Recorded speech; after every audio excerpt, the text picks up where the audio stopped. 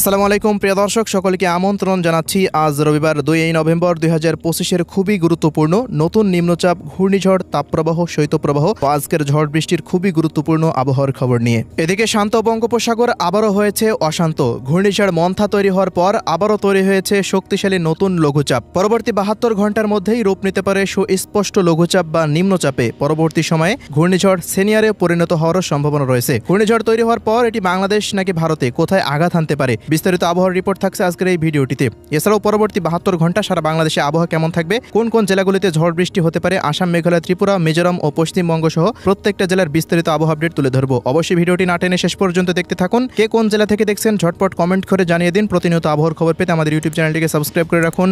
এবার জেনে নিন এক নজরে।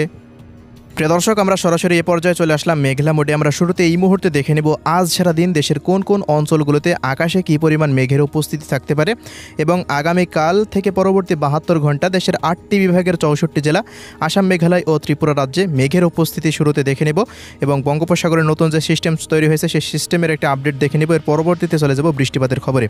তো প্রিয় দর্শক, এই মুহূর্তে ভারতের পশ্চিমবঙ্গের প্রত্যেকটা জেলার আকাশ পুরোপুরি পরিষ্কার অবস্থায় রয়েছে। তবে বাংলাদেশের দেখা যাচ্ছে ময়মনসিংহ, সিলেট ও ঢাকা ও খুলনা বিভাগ এবং বরিশাল ও চট্টগ্রাম বিভাগের বিভিন্ন অঞ্চলে ভারী বৃষ্টিযুক্ত মেঘ তৈরি হতে দেখা যাচ্ছে। এছাড়াও এই মুহূর্তে সমুদ্র অঞ্চলে একটা সুস্পষ্ট লঘুচাপ তৈরি হয়েছে। লঘুচাপ জনিত কারণে বায়ু তারতম্যের কারণে কিন্তু গভীর সঞ্চালনশীল মেঘমালা আবারও একত্রিত হচ্ছে আন্দামান সাগরের নিকটে। এই নতুন সিস্টেমের কারণে আগামী কয়েকদিনের মধ্যে দেশের মধ্যে আবারও কিন্তু সেই ভ্যাপসা গরমটা অনেকটাই বৃদ্ধি পাওয়ার সম্ভাবনা রয়েছে। তো আমরা যদি এই মুহূর্তে একটু সিস্টেম বা লঘুচাপের একটু গতিপথের দিকে একটু লক্ষ্য করে দেখতে পাচ্ছি, সেটি আস্তে আস্তে উত্তর পূর্বাঞ্চলের দিকে অগ্রসর হতে পারে আগামী কয়েকদিনের মধ্যে এবং বাতাসের গতিবেগ ঘন্টায় প্রায় 62 কিলোমিটার পর্যন্ত বৃদ্ধি পাচ্ছে দমকা হাওয়া আকারে। এবং আগামী 5 তারিখ নাগাদ দেখা যাচ্ছে সেটি বাংলাদেশের উপকূলের দিকেই আঘাত হানছে। আমরা বেশ কয়েকটি আবহাওয়ার রিপোর্টে দেখলাম যে এই সিস্টেমটি প্রায় 90 থেকে 100 কিলোমিটার বেগে বাংলাদেশের দিকে আঘাত হানতে চলেছে।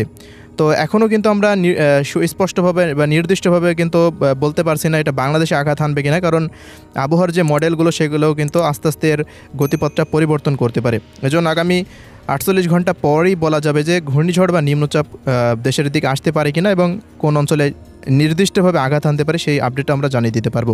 তো এই পর্যায়ে চলে আসলাম এবার আবার সেই মেঘলা মোডে। তো প্রিয় দর্শক, আগামী কয়েকদিন দেখা যাচ্ছে যে দেশের আকাশটা কিছুটা মেঘলা নিয়ে থাকতে পারে, বিশেষ করে খুলনা, বরিশাল, ঢাকা এবং সিলেট, ময়মনসিংহ বিভাগের দিকে 5 তারিখের পর হতে ভারী মেঘমালা দেশের মধ্যে আসতে পারে।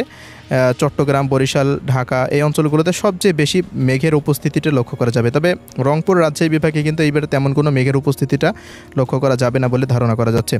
আজকের বৃষ্টিপাতের আবহাওয়ার রিপোর্ট যদি বলি, আজকে রংপুর বিভাগের রংপুর, দিনাজপুর, ঠাকুরগাঁও, পঞ্চগড়, নীলফামারী, লালমনিরহাট, কুড়িগ্রাম ও গাইবান্ধা জেলার কোনো অঞ্চলে তেমন কোনো ভারী বা হালকা মাঝারি বৃষ্টিপাতের কোনো সম্ভাবনা দেখা যাচ্ছে না। রাজশাহী বিভাগের সিংড়া, নাটোর, বগুড়া অঞ্চলে 2 অঞ্চলে বৃষ্টিপাত হতে পারে।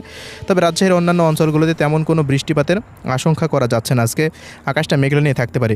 এদিকে ময়মনসিংহ বিভাগের শেরপুর, জামালপুর অঞ্চলে তেমন কোনো বৃষ্টিপাতের আশঙ্কা না থাকলেও ময়মনসিংহ ও নেত্রকোনা অঞ্চলগুলোতে ভারী বৃষ্টিপাত হতে পারে।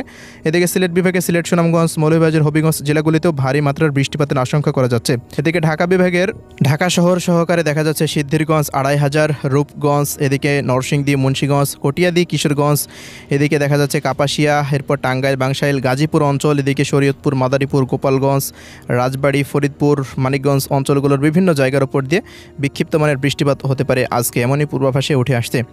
এছাড়া অন্যান্য অঞ্চলগুলোতে আবহাওয়াটা অস্থায়ীভাবে আংশিক মেঘলা নিয়েই থাকতে পারে, এমনই কিন্তু পূর্বাভাস রয়েছে। বিকেলের পর হতে দেখা যাচ্ছে খুলনা বিভাগের কুষ্টিয়া, মেহেরপুর, চুয়াডাঙ্গা, ঝিনাইদহ, এরপর শৈলকুপা, মাগুরা, নড়াইল, যশোর, অভয়নগর, খুলনা, সাতক্ষীরা, বাগেরহাট, মংলা, শ্যামনগর অঞ্চলগুলোতে আকাশে মেঘের উপস্থিতি বৃদ্ধি পেতে পারে এবং 2-1 অঞ্চলে আকস্মিক বজ্রসহ বৃষ্টিপাত হতে পারে।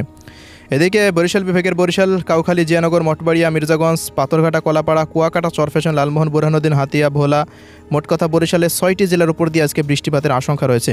অন্যদিকে ব্রাহ্মণবাড়িয়া, এরপর ব্রাহ্মণপাড়া, হোমনা, কুমিল্লা, লাকসাম, হাজীগঞ্জ, রায়পুর, চৌমোহনী, ফেনী, নোয়াখালী, লক্ষ্মীপুর, চাঁদপুর, সাজেক, এদিকে ফটিকছড়ি, চট্টগ্রাম, থানচি, মহেশখালী, টেকনাফ, বান্দরবান, কক্সবাজার অঞ্চলগুলোতেও আজকে বৃষ্টি বা বজ্রসহ বৃষ্টিপাত হতে পারে। তা বিক্ষিপ্ত মানের বৃষ্টিপাত, ভারী বৃষ্টিপাতের তেমন কোনো আশঙ্কা নেই।